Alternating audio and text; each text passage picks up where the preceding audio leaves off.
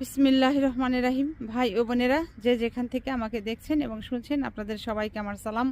আসসালামু আলাইকুম। আশা করি আপনারা ভালো আছেন, আমিও ভালো আছি। UK property gossip by Tasmina YouTube চ্যানেলের পক্ষ থেকে জানাই শুভেচ্ছা। আজ এপ্রিল মাসের 8 তারিখ মঙ্গলবার 2025। এই মুহূর্তে লন্ডনের তাপমাত্রা আছে 15 ডিগ্রি সেলসিয়াস। তো কিছুক্ষণ আগে কাজ শেষ করলাম, এখন বাসায় ফিরে যাচ্ছি। আজ যে বিষয়টি নিয়ে কথা বলতে চাচ্ছি সেটা হলো যে মানিকগঞ্জের আওয়ামী লীগের জেলা সভাপতি জনাব গোলাম মহিউদ্দিনকে গ্রেপ্তার করা হয়েছে এবং তাকে জেলে প্রেরণ করা হয়েছে। সেই সাথে আরও যেটি দেখলাম যে মানিকগঞ্জ জেলার আরও বেশ কয়েকজন যারা ইউপি চেয়ারম্যান ছিলেন তাদেরকেও গ্রেপ্তার করা হয়েছে এবং জেলে পাঠিয়ে দেওয়া হয়েছে। তো মানিকগঞ্জ জেলা আওয়ামী লীগের এই সভাপতি গোলাম মহিউদ্দিন, ওনার নামে বেশ কয়েকটি মামলা আগে ছিল এবং সেই মামলার বিপরীতে তিনি জামিন পেয়েছিলেন। জামিনে তিনি বাহিরে ঘোরাঘুরি করতে পারতেন। তো নতুন করে আজ যে মামলাতে তাকে আটক করা হয়েছে সেই মামলাটি হচ্ছে যে গত 2024-এ জুলাই বিপ্লবের সময় মানিকগঞ্জ জেলার ভেতরে, শহরের ভেতরে একটি জায়গা আছে যেটির নাম মানিকগঞ্জ খালপাড় বলে।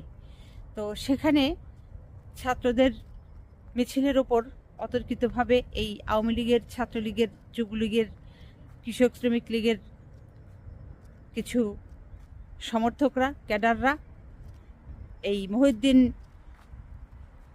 ওনার নেতৃত্বে, ওনার ইশারায় রামদা নিয়ে, কুড়াল নিয়ে এই ছাত্রদের উপর ঝাঁপিয়ে পড়ে এবং অনেক ছাত্রকে কুপিয়ে জখম করা হয়। তারপর বেশ কয়েকজনের অবস্থা আশঙ্কাজনক হয়ে পড়ে, তাদের হসপিটালে নেওয়া হয় এবং শোনা গেছে ওই সময়ে যে কয়েকজন মারাও গিয়েছে। এরপর এই আওয়ামী লীগের জেলা সভাপতির নামে মামলা হয় জুলাই বিপ্লবের ছাত্রদের উপর হত্যার অভিযোগ এনে, তাদেরকে হত্যা চেষ্টার অভিযোগ এনে। তো তাকে আটক করা হয়েছে। তিনি জামিন চেয়েছিলেন কিন্তু আদালত নামঞ্জুর করেছেন তার জামিন, অর্থাৎ জামিন দেননি। তাকে এখন জেলে পাঠিয়ে দেওয়া হয়েছে। তো যে কথা বলছিলাম যে মানিকগঞ্জে কিন্তু রাঘব বোয়াল যারা, দুর্নীতিতে চ্যাম্পিয়ন যারা, এদের কিন্তু একটা কেউ পর্যন্ত ধরা হয়নি। এক হচ্ছে এই শেখ হাসিনার সাবেক স্বাস্থ্যমন্ত্রী জাহিদ মালেক, ওনার নাম। উনি এই কোভিডের সময় বাংলাদেশ সরকারের কোটি কোটি টাকা মেরে দিয়েছে।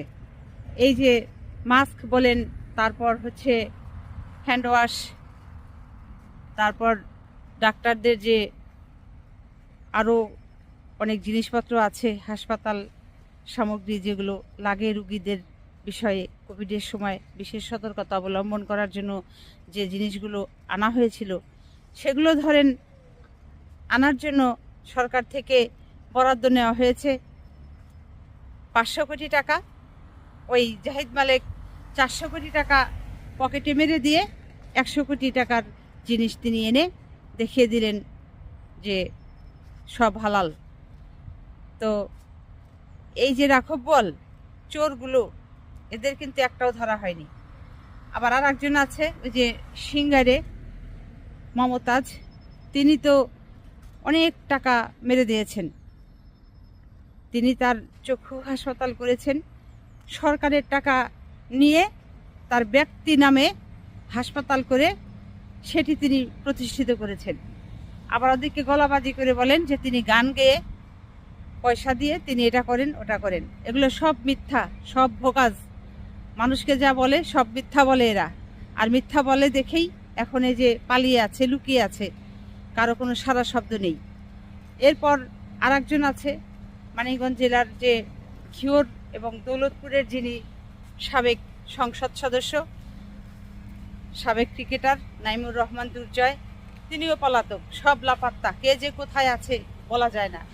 মানিকগঞ্জে দুর্নীতির সবচেয়ে বড় জিনিসটা হচ্ছে যে নদী কেটে যে মাটি তোলে, বালু তোলে, এটির ব্যবসা জমজমাট।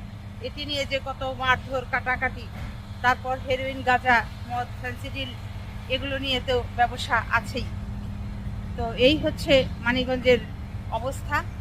বড় বড় বাছা বাছা আওয়ামী লীগের চোরগুলো ধরাছোঁয়ার বাহিরে আছে। এদেরকে অতি দ্রুত বিলম্বে ধরা হোক, গ্রেপ্তার করা হোক, এটি হচ্ছে মানিকগঞ্জবাসীর এখন চাওয়া। তো যা হোক, সবশেষে যেটি বলতে চাচ্ছি যে ঢাকার খুব কাছে এই মানিকগঞ্জ জেলা। এই মানিকগঞ্জ জেলার মানুষ খুব শান্তিপ্রিয় মানুষ।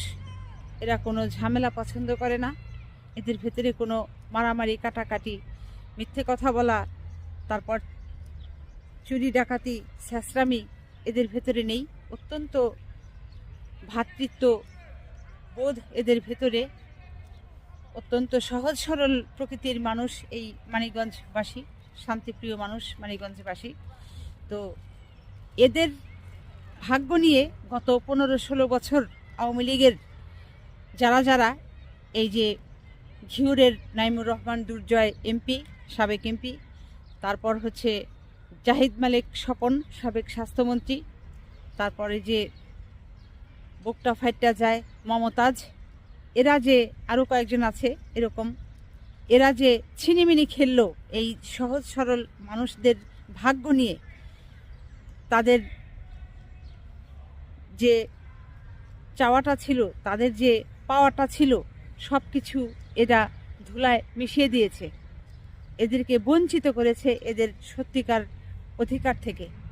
সেটির বিচার এই মানিকগঞ্জবাসী এখন চায়, এবং অতি দ্রুত আওয়ামী লীগের এই সাবেক এমপিগুলো যাদের নাম বললাম, এরা যেখানেই থাকুক এদেরকে গ্রেপ্তার করা হোক, আইনের আওতায় আনা হোক, এদের বিচার হোক, এবং এরা কঠিন এবং কঠোর শাস্তির মুখোমুখি হোক। এটাই এখন মানিকগঞ্জবাসীর দাবি। সবাই ভালো থাকবেন, সুস্থ থাকবেন এবং আমার জন্য দোয়া করবেন।